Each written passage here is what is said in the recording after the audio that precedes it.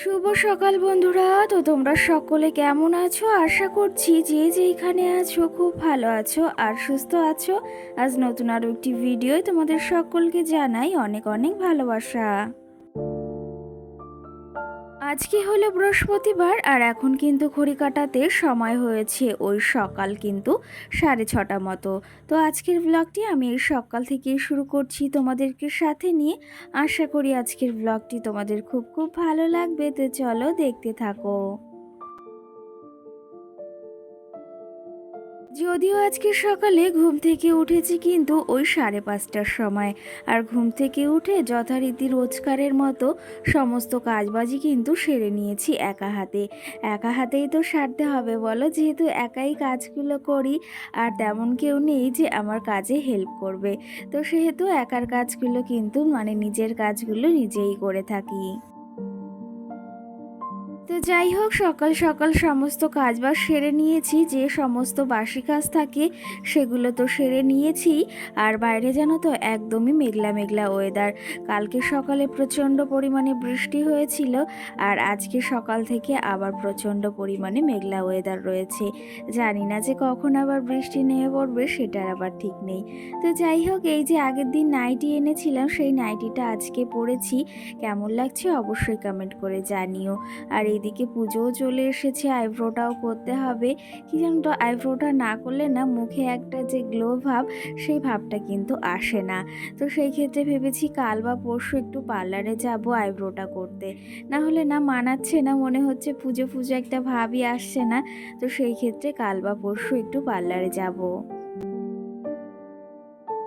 এমনি তো সবসময় নর্মালি বাড়িতে এরকম করেই থাকি, অতটা আমি কিন্তু পার্লারে যাই না। এই পুজোর সময় একবার যাওয়া হয় আর তাছাড়া অত পার্লারে কিন্তু যাই না। মাঝে মধ্যে যদি ওই দু একবার যাই তাহলে, তাছাড়া যাওয়া হয় না কিন্তু।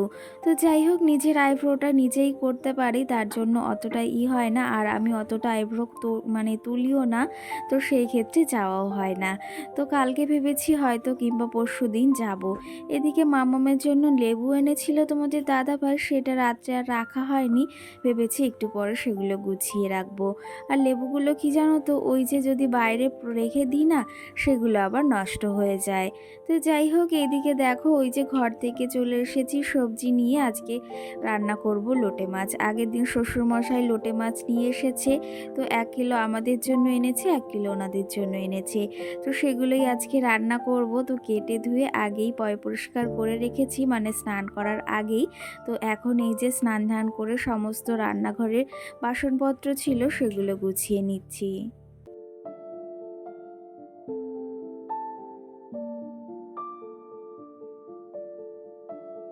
আর এই যে বাসি বাসনপত্রগুলো কিন্তু আমি স্নান করার আগেই সমস্তটা ধুয়ে ওই ধামায় রেখেছিলাম। আর এখন সমস্তটা এই যে জায়গা মতো গুছিয়ে রাখছি। এই মানি প্লান্ট গাছটা না দেখো, পাতাগুলো একদম হলুদ হয়ে গেছে। দেখতে কিন্তু বেশ ভালো লাগছে, মারা যাবে নাকি সেটাও বুঝতে পারছি না, কিন্তু দেখতে কিন্তু বেশ ভালো লাগছে। এদিকে সকাল সকাল ওষুধটাও খেতে হবে। সকালবেলা না মাঝে মাঝে ওষুধটা খেতে একদমই ভুলে যাই। কোনো কোনো দিন মনে থাকে, আবার কোনো কোনো দিন না চা খাওয়া হয়ে যায় তারপরেই মনে পড়ে। তো এখন ওই যে ওষুধটা খেয়ে নিলাম, তারপরে এই যে নিজের জন্য একটু চাও বসিয়ে দিলাম।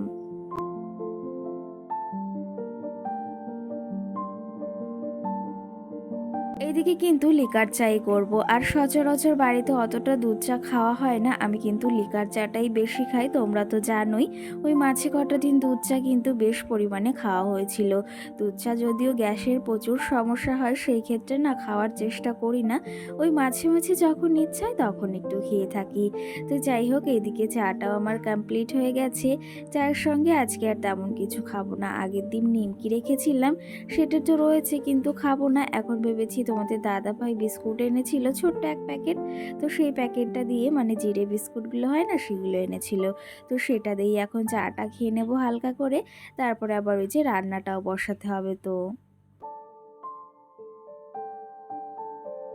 তো চলো তবে এদিকে চাটা এখন খেয়ে নিই, আর তার পাশাপাশি অনেক কাজও রয়েছে। আজকে না ভেবেছি ঘরটা ভালো করে একটু পরিষ্কার করব। ভালো করে বলতে ওই যে পুজো তো চলেই এসেছে, আগে তো পরিষ্কার করেছিলাম ঘরটা ঝাড়পোছ করে সমস্তটা। যেহেতু বাঙালির সবথেকে বড় উৎসব দুর্গাপুজো, আর প্রত্যেকটা বাড়িই কিন্তু এখন পরিষ্কার করা হয়। তো আমি কিন্তু আগেই সমস্ত কিছু পরিষ্কার করে নিয়েছিলাম। এখন শুধু হালকা হাতে ঘরটাকে একটু মুছে নেব, মানে ফ্রিজ, আলমারি, শোকেস যেগুলো রয়েছে ওগুলো একটু হালকা হাতে মুছে নেব। আর সঙ্গে ভেবেছি কাল বা পরশু রান্নাঘরের জিনিসপত্রগুলো একটু ধুয়ে নেব। আর এই যে কয়েকটা দিন মনে হচ্ছে আগেই দুর্গাপুজো গেল, দেখতে দেখতে কিন্তু একটা বছর কোথা থেকে পেরিয়ে গেল সেটাই বোঝা যায় না। এরকম করেই কিন্তু বছর পর বছর পেরিয়ে যায়, সেটা কিন্তু আমরা বুঝতেও পারি না। আর দেখতে দেখতে আমার মাম্মামের কিন্তু ওই যে 3 বছরের বার্থডেও চলে এলো, প্রায় এই যে কাছাকাছি জানুয়ারি 23 তারিখে কিন্তু। তোমরা কিন্তু মনে রেখো, আমার যদি মনে না থাকে অবশ্যই মনে রেখো, আমি তো মনে রাখবই বলো। তো যাই হোক, কী করে যে বছর মাস পেরিয়ে যায় সেটারই কোনো কিন্তু খেয়াল থাকে না আমাদের। এই যে যেমন দুর্গাপুজোটা আবার চলে এলো, মহালয় তো কালকে পেরিয়ে গেছে, আর পুজো কিন্তু এই যে কটা দিন বাকি রয়েছে। পুজো আসার আগটাতে না বেশ মজা লাগে, কিন্তু পুজো আসার দিনগুলো না কী করে যে তাড়াতাড়ি দিনগুলো পেরিয়ে যায়, মনে হয় যে আর কটা দিন থাকলে পুজো বেশ ভালো হতো। আর আমাদের তো বাঙালির 12 মাসে 13 পার্বণ। এই যে দুর্গাপুজো, এরপর হচ্ছে লক্ষ্মী পুজো, কালী পুজো, কার্তিক পুজো, অনেক পুজো রয়েছে। তো সেই ক্ষেত্রে ভীষণ মজাও লাগে, ভীষণ আনন্দও হয় যে একজন বাঙালি হতে পেরেছি, এর থেকে বেশি কিছু আর চাওয়ার নেই। তো যাই হোক, ওইদিকে রান্নাটাও বসিয়ে দিয়ে এসেছি। বললাম না লোটে মাছ করব আর সঙ্গে ঝিঙে ভাজা করব।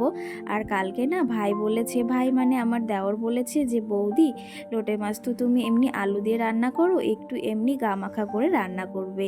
তো সেই ক্ষেত্রে ভাইয়ের কথা তো রাখতেই হবে বলো।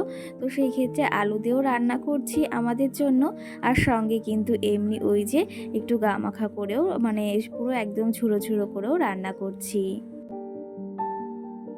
আর এই যে ভাই আবদার করেছে, সেই আবদারটা কি করেই বা না মিটাই বৌদি হয়ে বলো তো।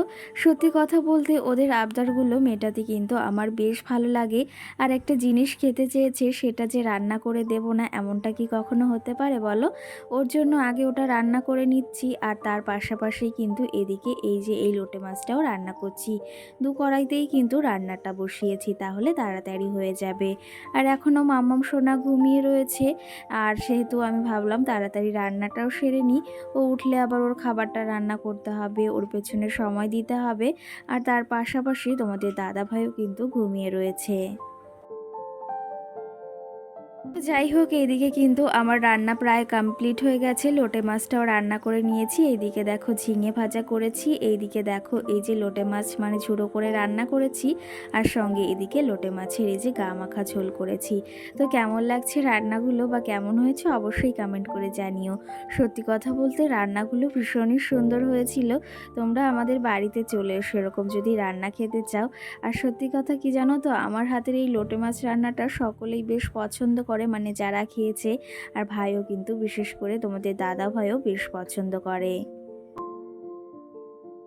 তো চলো তবে এদিকে রান্না বাড়া সেরে ঘরে তো চলে এসেছি, ঘরটাকে সুন্দর করে এই পাশটা গুছিয়ে নিয়েছি। দেখো কেমন লাগছে অবশ্যই জানিও আমার এই ছোট্ট স্বর্গটাকে। পুজোর আগে কিন্তু সুন্দরভাবে ঘরটাকে গুছিয়ে নিয়েছি। আর তোমরাও চাইলে কিন্তু তোমাদের এই ছোট্ট কুঁড়ে ঘরটাকে বা তোমাদের যার যেমন ঘর আছে সেটাকে কিন্তু সুন্দরভাবে গুছিয়ে রাখতে পারো। আমার ঘরে কিন্তু তেমন কোনো ওই যে ঘর সাজানোর জিনিস নেই। তো সেটা কিন্তু আমি নিজের ইচ্ছা থেকে বা নিজের এই যে হাতের কাজ দিয়ে দেওয়ালে পেন্টিং করে কিন্তু ঘরটাকে সুন্দর করে সাজিয়ে তুলেছি। তার পাশাপাশি কি জানো তো, একজন গৃহবধূই পারে তার সংসারটাকে সুন্দরভাবে পরিপাটি করে গুছিয়ে রাখতে। কি জানো তো, তেমনই আমিও চাই আমার সংসারটা সবসময় গুছানো, পরিপাটি, সুন্দর করে সাজানো থাকুক। এই জিনিসটা না আমি ভীষণ পছন্দ করি ছোটোবেলা থেকে। তো সেই ক্ষেত্রে এখন ওই যে বললাম যে ঘরটাকে একটু মুছবো, মানে ঘরের যে জিনিসপত্রগুলো রয়েছে এদিকে ওয়ার্ড্রপটা একটু মুছে নিচ্ছি। ওই যে সেই আনার পর থেকে ওরকম ভালোভাবে এখনও মোছা হয়নি। তো ভাবলাম ওয়ার্ড্রপটা মুছবো, সঙ্গে এই যে ফ্রিজটা রয়েছে সেটাও মুছে নেব, তারপরে আলমারি শোকেস সমস্তটা একটু মুছে নিচ্ছি। যেহেতু পুজোর আর ৩-৪টে দিনই বাকি রয়েছে, এগুলো যদি একটু পরিষ্কার না করি তাহলে মনটার ভেতরও না একদম ভালো লাগছে না। আমি কিন্তু পুজোর আগে আমার এই ছোট্ট স্বর্গটাকে এমনভাবে গুছিয়ে নিয়েছি, আর তোমাদের সঙ্গে তো অবশ্যই শেয়ার করব যে ফাইনাল লুকটা কেমন হয়েছে। তোমরা তো সচরাচর দেখেই থাকো, আলাদা করে আর তেমন কিছু দেখানোর নেই। তোমরাও চাইলে কিন্তু তোমাদের ছোট্ট স্বর্গটাকে আর আমার এই মাটির ঘরটাকে বা এই ছোট্ট স্বর্গটাকে কিন্তু আমি সবসময় এরকম গুছিয়ে পরিপাটি করে রাখতে বেশ পছন্দ করি। তো চলো তবে এদিকে প্রায় কাজটা আমার হয়েই এসেছে, আর এখন ঘরটাকে ঝাড় দিয়ে পরিষ্কার করে নেব, তার সঙ্গে তোমাদের কিছু কমেন্টেরও রিপ্লাই দেব। কালকের ভিডিওতে মনোরমা নামে একটা দিদিভাই বা বোন আমাকে কমেন্ট করেছে যে একটা গ্যাস লাইটার কিনে নাও, তো অবশ্যই কিনে নেব। কি জানো তো, সেই যাওয়া হচ্ছে মলে, মাঝে যাওয়া হয়েছে, ভেবেছি ওখান থেকেই আনবো, আর বাজারে ওই যে গেলে মনে থাকে না, তার জন্য আর আনাও হচ্ছে না। অবশ্যই আনবো তুমি যখন বলেছো, আর সঙ্গে এটাও লিখেছো যে কিছু মনে করো না। কেন কিছু মনে করব, অবশ্যই এই যে ভালো একটা কথা বলেছো, আর তোমাদের এই কথাগুলো দেখে বা এই কমেন্টগুলো দেখে কিন্তু বেশ ভালো লাগে যে তোমরাও আমার মতো যে কিছু কিছু জিনিসে খেয়াল করো বা সেই জিনিসটা ভুল হলে বলে দাও। এটা তো অবশ্যই তোমরা করবে বলো। সঙ্গে গৌরী অফিসিয়াল লিখেছে, খুব সুন্দর লাগলো, দারুণ ভিডিওটি, অসংখ্য ধন্যবাদ তোমাকে। সঙ্গে 2 দিন আগে একটা ভিডিওতে একজন দিদিভাই বা বোন আমাকে কমেন্ট করেছিল, তোমার ভিডিওগুলো খুব একঘেয়েমি হয়ে যায়, একটু চেঞ্জ করো। তো কি জানো তো, এই যে বাড়িতে যেগুলো করি সেগুলোই তোমাদের সঙ্গে শেয়ার করি, এর থেকে আর কী বা চেঞ্জ করব বলো। আর সঙ্গে তো এখন তোমাদের পুজোর শপিং এটা ওটা তো দেখানোই হচ্ছে, এছাড়া আমার আর অন্য কিছু দেখানোর নেই। কি জানো তো, যেটা তোমাদের সঙ্গে শেয়ার করি সেটাই আমি বাড়িতে করে থাকি, আর এর থেকে আলাদা কিছু আর দেখানোর নেই কিন্তু। এইদিকে দেখো, তোমাদের কিছু কমেন্টে রিপ্লাই দিতে দিতে তোমাদের সঙ্গে গল্প করতে করতে কিন্তু আমার ঘরের কাজ অনেকটাই এগিয়ে গেছে, মানে পুরোপুরি কমপ্লিট হয়ে গেছে। ঘরটাকেও সুন্দরভাবে গুছিয়ে নিয়েছি। কেমন লাগছে অবশ্যই কমেন্ট করে জানিও, কিন্তু পুজোর আগে আমার এই ঘরটাকে সুন্দর করে সাজিয়ে নিয়েছি। তো চলো তবে আজকের ব্লগটিও এই অবধি, আর ঘরটার কথা জানিও কিন্তু কেমন লাগছে সাজিয়ে। ব্লগটি আর বেশি বড় করব না, খুব তাড়াতাড়ি তোমাদের সঙ্গে সুন্দর ভিডিও আসছে। সকলে ভালো থেকো, সুস্থ থেকো, সকলকে টাটা।